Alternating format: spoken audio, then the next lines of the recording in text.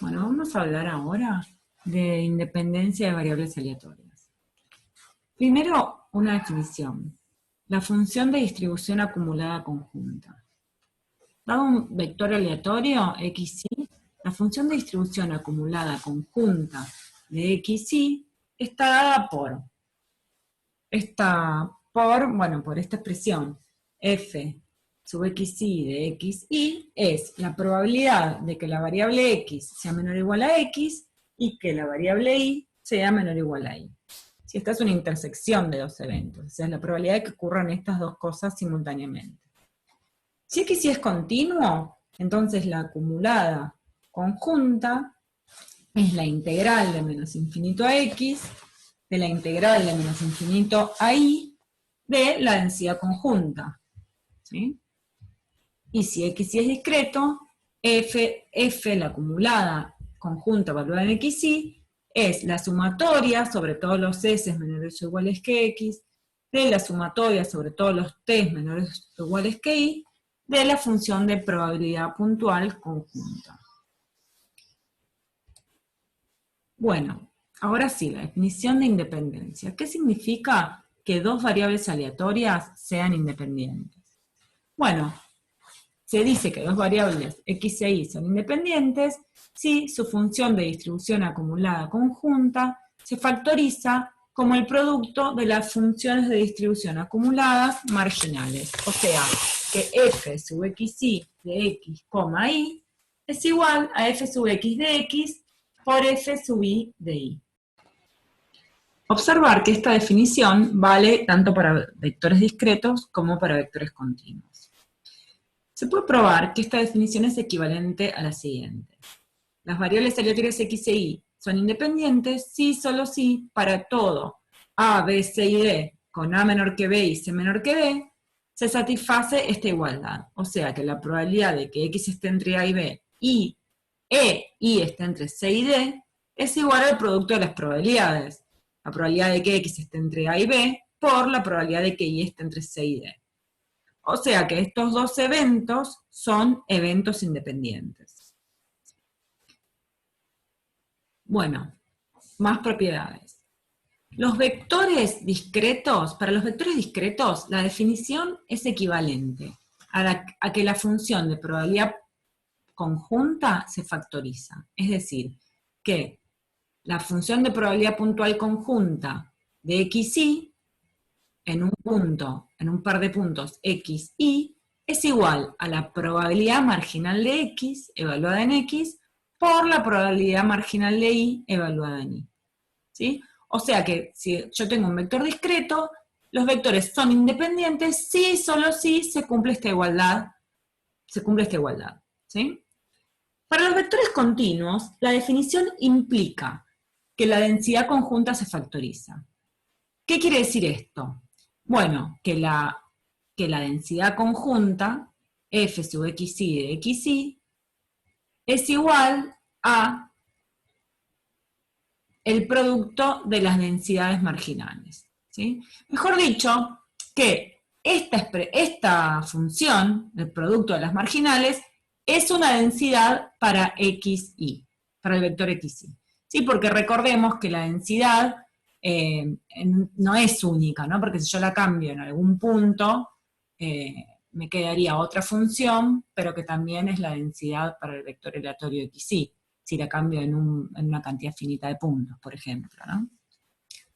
Bueno, por eso lo decimos de esta forma, que esta función es una densidad para xy.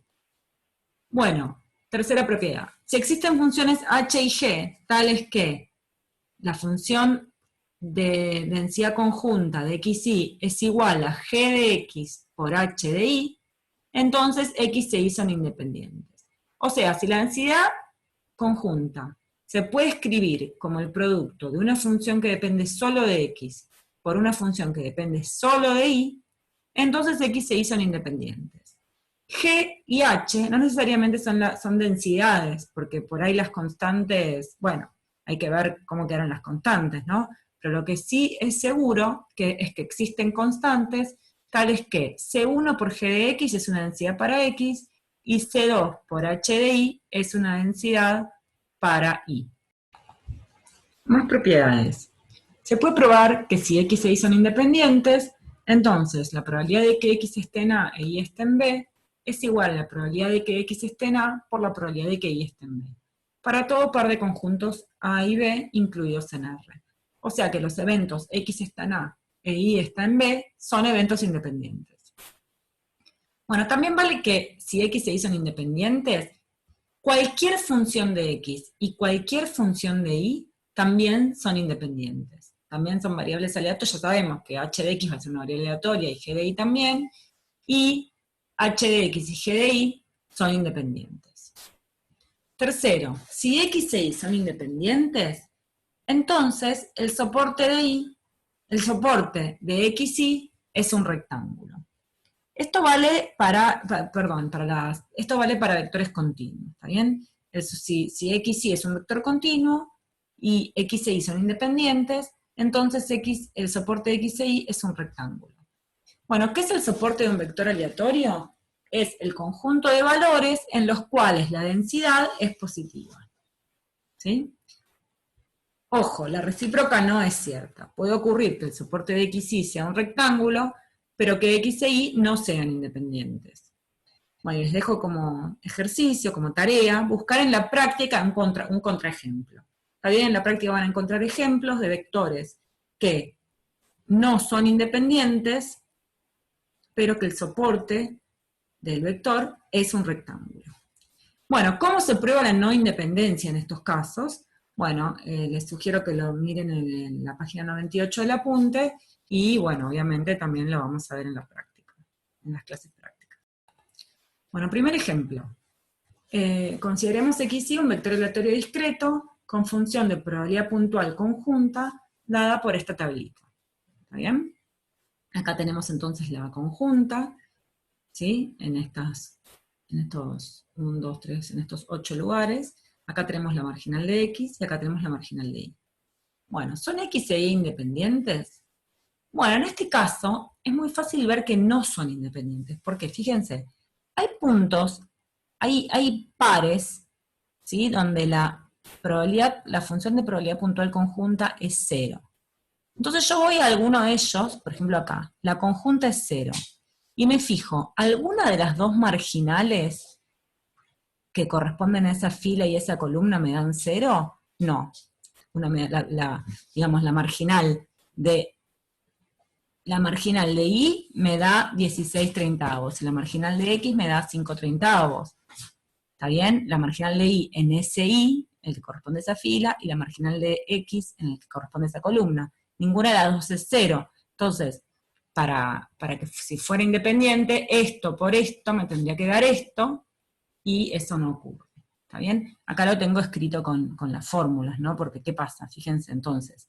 Bueno, acá lo hice con otro valor. P sub x y de 0, 1. Cuando x es 0 e y es 1, la conjunta es 0, ¿sí? Pero sin embargo, P sub x de x es un treintavo, y P sub y de 1 es 14 treintavos, y el producto no es 0. Entonces, no son independientes. Bueno, ejemplo 2, la normal bivariada, de vuelta. En el caso de una normal bivariada, también es muy fácil probar que x e y son independientes. ¿Por qué? Porque vamos a mostrar que si ρ es 0, entonces x e y son independientes. Entonces acá les recuerdo la función de densidad conjunta de una normal bivariada, y veamos qué pasa si ρ es igual a 0. Si ρ es igual a 0, esto desaparece, esto de acá desaparece porque es 1, y lo más importante, desaparece todo este término que está acá restando. ¿Está bien? Porque ρ es 0. Entonces me queda esta expresión, si ρ es igual a 0. Pero bueno, esta expresión, tenemos una exponencial e elevado a una suma, entonces eso es igual a el producto de dos exponenciales, ¿no? Distribuyo el menos un medio y me queda e elevado a la menos un medio por x menos mu 1 al cuadrado sobre sigma 1 al cuadrado, por e elevado a la menos un medio por i menos mu 2 al cuadrado sobre sigma 2 al cuadrado. Entonces llego a que la densidad conjunta se factoriza en dos funciones, una que depende solo de x y una que depende solo de y. Y con esto se demuestra que x e y son independientes. Y nuestro último ejemplo, sea x y un vector aleatorio continuo con densidad uniforme en este triángulo, ¿no? Este triángulo, ¿son x e y independientes? Bueno, la respuesta es no, simplemente porque el soporte de x y no es un rectángulo. Acá el soporte es el triángulo, ¿no? Pero vimos que si son independientes, entonces el soporte es un rectángulo. Entonces, como el soporte no es un rectángulo, no pueden ser independientes.